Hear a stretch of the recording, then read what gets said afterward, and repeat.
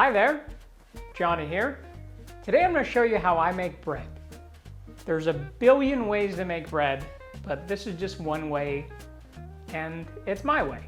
I find that the way that I'm making bread is constantly evolving, and I'm always learning and trying new things, but this is how I've been making it recently, and people say it's pretty good. So the first thing that I need to do is prepare my starter. I know that this jar, this sourdough crock from King Arthur, weighs exactly 426 grams. To figure out how much starter is in the jar, weigh the jar, subtract 426 grams, and see what we get. So it's 642 grams, and we're going to subtract 426 from that. Okay, so that's 216 grams. Now that I know that there's 216 grams of starter in the jar, I'm going to add 216 grams of flour and 216 grams of water. The key is that it's always equal parts starter, flour, water. So let's do that.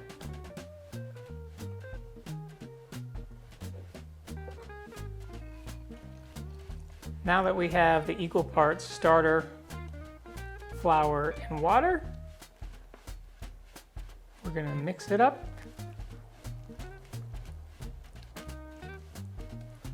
Just like a nice can of paint.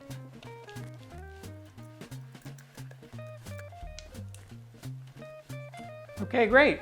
Now that we have equal parts flour, starter, and water, mix it up really good. And we're just going to let it sit for a little bit. Clean the sides of the jar real nice. Now in about 4 to 6 hours, the starter is going to start to rise up the jar. It's going to look really bubbly. It's going to have a really sweet smell. And that's how you know that it's ripe and ready to use. It's important to not put too much starter in this little jar, otherwise you get a mess and it'll start pluming out of the jar and all over the place.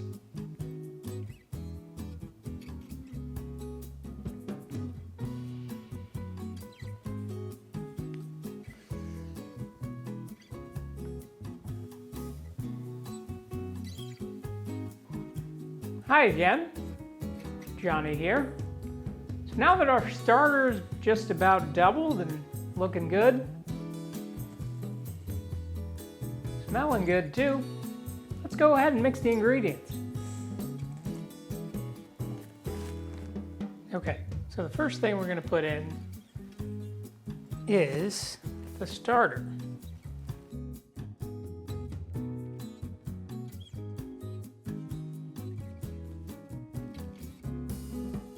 Coconut flour smells amazing.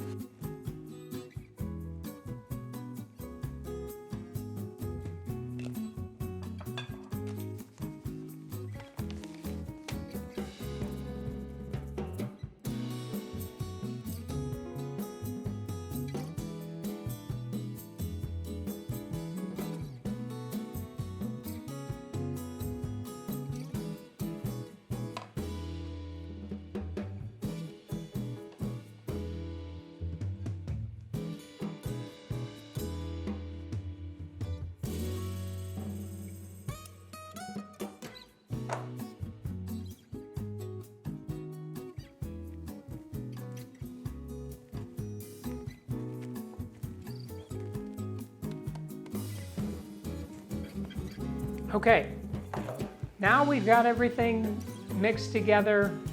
We've got one ball all combined with all the ingredients. To recap, we used 227 grams of sourdough starter. I used bread flour, 301 grams of bread flour, and then 43 grams of coconut flour. This is what I like to call the kicker flour. You can interchange that with any type of flour, spelt or wheat or an almond flour. Just depending what you want to, what you want. The other things I like to put in it, just to add a little bit of nutrition, I like to add chia seeds. Not only nutrition, but flavor too. But this one we have pumpkin and sunflower seed. And always like to add in a little bit of flax seed, which gives it a great texture and some fiber in there too. Now that it's all combined, I'm just gonna let it sit for about 20 minutes. And then we're gonna add a teaspoon of salt and let it rest.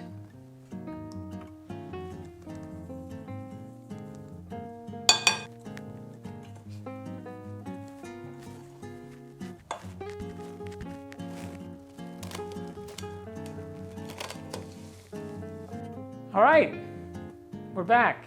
The dough has been resting overnight, and right now I just have a floured surface on the counter here.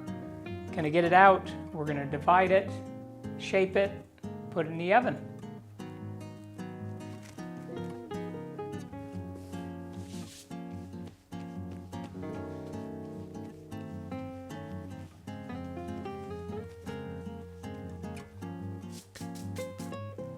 Gotta get the close-ups.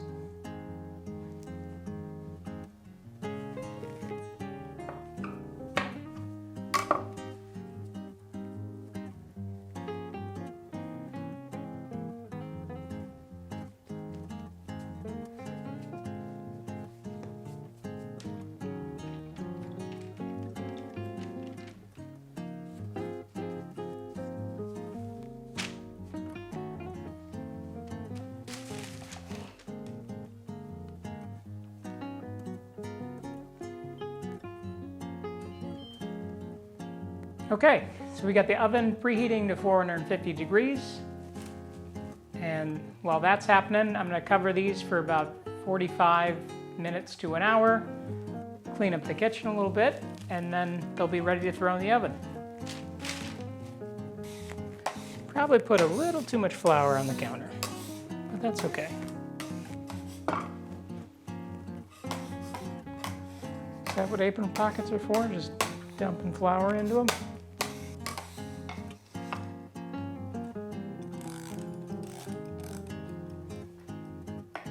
Okay, so our bread has been resting for about 45 minutes. Time to put it in the oven. 450 degrees for about 35 minutes.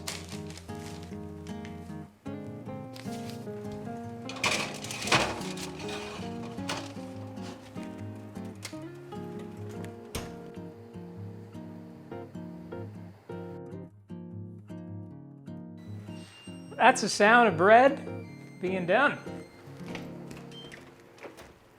Whew.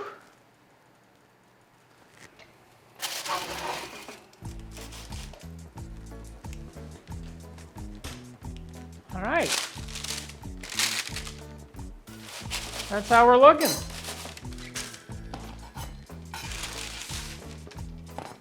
Whew. So I like to check it with a thermometer. If it's anywhere around 200 degrees, that's a good sign that it's done. Woo, caliente, 207, perfect.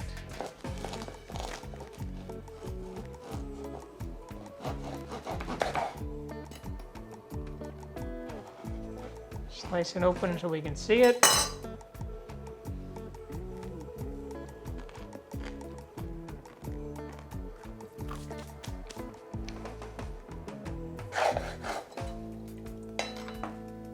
It's great bread. If you don't believe me, try making it yourself. My hat. That's better. One last thing. Once the bread is cooled and stabilized, what I like to do is freeze the bread. So I take a food-safe Ziploc bag, make sure the bread's cool, chuck it in there.